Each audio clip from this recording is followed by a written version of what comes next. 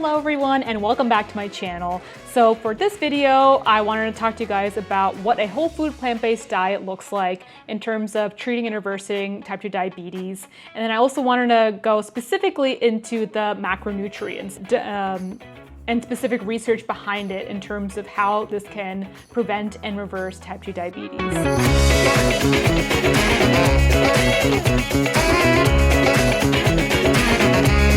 So this is the second video in my series for lifestyle interventions to treat and reverse type 2 diabetes. Okay, so this is going to be a little bit of a lengthier video, just FYI, just because there's so many things that go into there's so much evidence behind the different types of macronutrients and how we can go about it in terms of preventing and reversing type 2 diabetes. So what is a whole food plant-based diet? So this is a diet that focuses on whole unprocessed plant foods. So these include things like whole grains, legumes, vegetables, fruits, nuts, and seeds. Plant-based diet offers so much abundance into your diet, you don't really think of it as a method of restricting your diet, which is great. And actually, research does show that a plant-based diet is very effective in weight loss and treating type 2 diabetes in terms of the diets that don't require a calorie restriction. The mechanism why we think this happens is because if you are adopting a plant predominant diet, then you're just going to be filling yourself up with foods that are rich in fiber, water, healthy sources of fat and protein. And so this will naturally fill yourself up and activate your satiety signaling. And therefore, you're not going to be super hungry for the junk food. So to go into the specifics, I talked about what a plant-based diet actually contains, but I wanted to focus on the definition specifically here. It says, so a plant-based diet is a diet that is predominant or exclusive in plant foods. And I want to highlight the word predominant because a common misconception with a plant-based diet is that this is equivalent to a vegan diet. And the two are, I mean, obviously they share the core similarities of having a lot of plants in your diet. However, veganism also has a focus on avoiding any kind of practice that involves the use of animal labor. However, with a plant-based diet, because it is a diet that's predominant in plant products, you don't have to completely cut out, your favorite meats, your favorite dairy products. The only thing is you just have to eat them in a moderation rather than just cutting them out entirely. And I think this is actually more beneficial for a lot of people who struggle with, drastically changing their lifestyle, which has been in place for, so many years.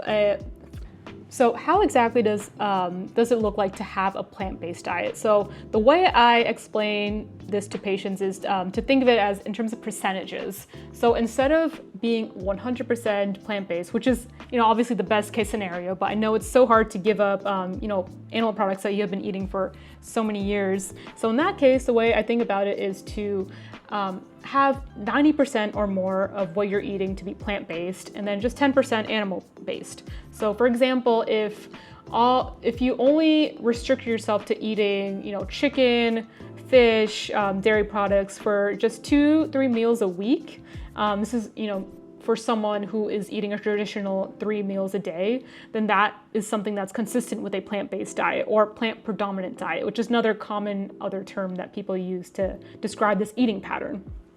So another term with a whole food plant-based diet is emphasis on the whole foods. And this is very important because this plays into the quality of the diet that you are taking in. So a whole food plant-based diet means minimally processed. So this means focusing on, whole vegetables, whole fruits, nuts as your predominant source of your energy. And cutting out things like, instead of applesauce, just eat the whole apple. Instead of eating kale chips, just, eat kale and, turn into a salad. And to sum all this up, and to summarize all this up, any movement towards eating a more plant-based diet is a win. And this is actually seen as a win in terms of research as well. One of the largest population studies in 2019 in the Journal of American Medical Association Internal Medicine, this followed over 300,000 people over 28 years and found a 30% decrease in type 2 diabetes in people who ate the most plant-based unprocessed foods. And this was also not taking into account the amount of animal products these people were ingesting. This was just looking at the gross amount of plant products that these people were incorporating into their diet, which makes this a really cool study. Okay, so now for the remainder of this video, I wanted to break down the macronutrients and the evidence behind them in terms of preventing and reversing type 2 diabetes. So I will specifically be talking about carbohydrates, fiber, proteins, and fats. Okay, so let's get started. So first of all, with carbohydrates. So carbs have been always known as enemy number one in terms of type 2 diabetes. And this plays back to the pathophysiology and how this disease comes into existence. And if you want a refresher on that, just watch my first video. I'll link it down below in terms where I went over the actual physiology of type 2 diabetes. So carbohydrates will immediately convert into glucose into your body compared to things like fats and proteins, which take a much slower metabolism.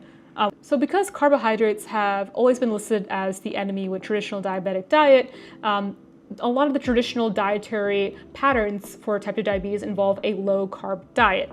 However, nowadays, research suggests that the type of carbohydrate is actually more important than actually cutting down on this specific macronutrient. So for example, a large population study of obese individuals showed that eating a low glycemic index food pattern didn't actually lead to any significant changes in A1C levels. So in order to understand carbohydrates and determining whether it's a good or bad carbohydrate, it's important to distinguish between two terms. So this is glycemic index and glycemic load. So glycemic index of a food predicts how quickly it will raise the blood glucose level on a scale from 0 to 100. And this is an indicator of how processed a food is. So, however, the glycemic load will predict how high blood glucose will rise based on both the glycemic index and the actual grams of carbohydrates per serving of this food. And for this reason, the glycemic load may actually be a better indicator of how the food will actually affect your blood glucose. And to give you guys an example, watermelon has a glycemic index of 76, but a glycemic load of 8. And that's because there's only 11 grams of carbohydrates per a 1 cup serving of watermelon. If you want to learn more about the difference between glycemic index and glycemic load, and how this plays into type 2 diabetes, I'll drop a link below to give you guys some more information. So the key takeaway point I wanted to leave with you guys in terms of carbohydrates and type 2 diabetes is to not fear carbs. Instead, focus on unprocessed, whole food plant-based sources of carbs, because these will naturally have a lower glycemic load, which is what you want, and also these things will have a higher source of fiber, which is super key and super well tested in terms of reducing your risk factors for type 2 diabetes and actually improving mortality with not only type 2 diabetes, but with cardiovascular disease, which brings us into the next segment of this video. So for our second segment, we will talk about the evidence behind fiber. So there is so much evidence for fiber-rich foods for lowering risk for type 2 diabetes and cardiovascular disease. With the amount of research out there, one can achieve a 10% reduction in all-cause mortality for every 10 grams of fiber intake, which is so amazing because that's such a tangible quantity of food that we can easily incorporate into our diets every day. Unfortunately, more than 90% of women and 97% of men in the US do not actually meet their recommended daily fiber quota. So as a reference, women less than 50 years of age should consume 25 grams of fiber a day. Women greater than 50 should consume 21 grams of fiber. And then on the other hand, men less than 50 years of age should consume 38 grams, while greater than 50 years of age should consume 30 grams of fiber. So the easiest way of increasing your fiber intake is simply just to increase your plant-based intake for the day. So for example, if you wanted to just incorporate 1 cup of green peas into your diet a day, that there in and of itself is 9 grams of fiber in 1 cup of peas. And by incorporating that into your diet every day, you're already a quarter of the way to your daily fiber intake. I just wanted to emphasize how easy it is when you are following a plant predominant diet. So if you guys want to learn more information on different types of plant foods and how it translates into grams of fiber, I'll include a link below with the dietary fiber intake with common plant-based foods and how you can incorporate that into your diet. Okay, so now moving on to our next macronutrient, protein. So great sources of plant-based protein include things like legumes, nuts, seeds, lentils. I'll include a link below for more information on good sources of plant-based protein if you guys need it. So unfortunately, diets high in red meat, processed meats, and whole eggs will increase your risk for type 2 diabetes. This is due to the high levels of saturated fat often found in these food groups. So the bright side to this is that any replacement of animal protein with plant-based proteins can actually reduce your risk for type 2 diabetes. And the same can also be said for refined grains and refined sugars. So for example, one study found that replacing a serving of refined grains with a serving of plant protein will reduce your risk for type 2 diabetes by 6%. And this risk actually doubles if you replace animal protein with a serving of plant protein. And this risk reduction increases by 21%. And then finally, replacing just 5% of your calories from animal protein with plant protein will also reduce your risk for type 2 diabetes similarly with 23%. So furthermore, this just shows how easy it is to just reduce your risk. So the reason why I included this is because this just shows how easy it is to improve your mortality and to reduce your risk for type 2 diabetes just by including more plant products into your diet. So furthermore, I wanted to talk about the Adventist Health Population Study, which is also a great depiction of a stepwise reduction in type 2 diabetes risk just by introducing more plants into your diet. So in this diet, there was a stepwise reduction in risk for type 2 diabetes depending on the quantity of animal foods consumed in the diet from highest meat or non-vegetarian to vegan. And this finding was still prevalent even after controlling for confounding factors like BMI and socioeconomic status, which is depicted in the graphs here. So all this is to say that in terms of protein, any inclusion or any replacement of animal products with plant protein and whole food plant products will improve your type 2 diabetes, will reduce your type 2 diabetes risk and improve your overall health. Okay, so now we are on to our final macronutrient, which is fat. So this is another one of those macronutrients where the quality of the fat that you're eating is more important actually than the quantity. So historically, the optimal diet to reverse type 2 diabetes is a low-fat diet, regardless of the actual dietary pattern. And this is tried and true amongst many, many research studies over the years. However, a recent large meta-analysis actually found that increasing your consumption of polyunsaturated fats, and these things are high in specifically plant foods, will actually reduce your fasting blood glucose, your A1C, which again is important biomarker in type 2 diabetes, and also improve your insulin resistance. Furthermore, replacing saturated fats with polyunsaturated fats will also reduce your all-cause mortality and also reduce your cardiovascular disease risk. So when it comes to fats, it's important to differentiate if you're eating saturated fats versus unsaturated fats. So saturated fats are very prevalent in animal products, things like meat, eggs, dairies. These fats are the key driver in developing atherosclerotic disease or buildup of plaques in your blood vessels, and also contributes to the pathogenesis of type 2 diabetes with the lipotoxicity, which interferes with the normal blood glucose regulation. So polyunsaturated fats or monounsaturated fats are found in abundance in nuts and seeds, vegetable oils like olive oil, avocado oil, and they're also found in some animal products like fatty fish such as anchovies and mackerel. But I want to shed a spotlight specifically on nuts. So numerous studies have demonstrated the mortality benefit of increasing your nut consumption. So For example, one study showed that individuals who consume at least 5 servings of nuts per week compared to those who consume less than 1 serving per month will significantly reduce their cardiovascular disease risk by 17%. Cardiovascular mortality will reduce by 34%, and all-cause mortality will reduce by 30%.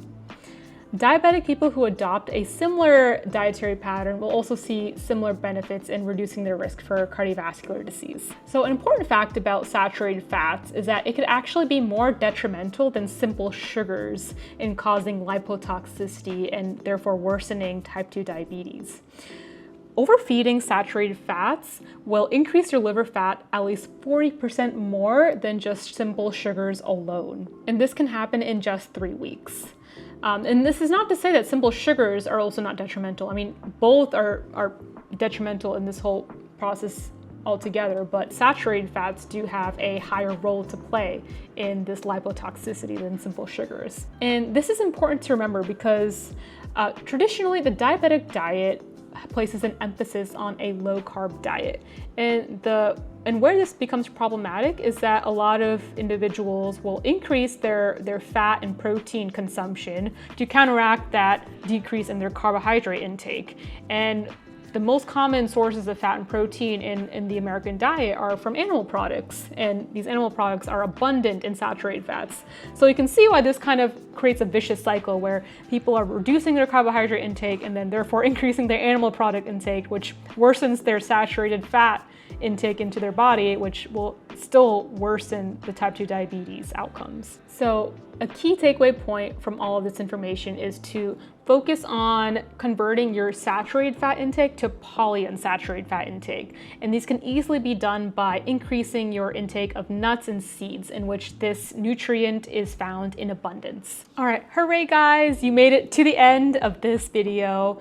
I hope you guys are having fun, but before I wrap up, I wanted to go over some key take-home points from all the content that I had discussed. So for the key takeaway points, the first one being that any movement towards increasing your plant-based food intake will positively impact your health. It will reduce your risk for type 2 diabetes, and it can also reduce your risk for cardiovascular disease.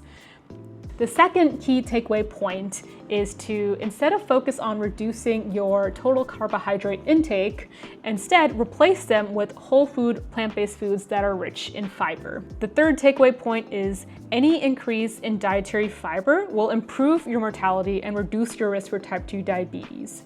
Remember, only increasing your intake of fiber by 10 grams a day will reduce your mortality risk by 10%. And the final takeaway point is to replace saturated fats in your diet with foods that are rich in polyunsaturated fats, like nuts, seeds, vegetable oils.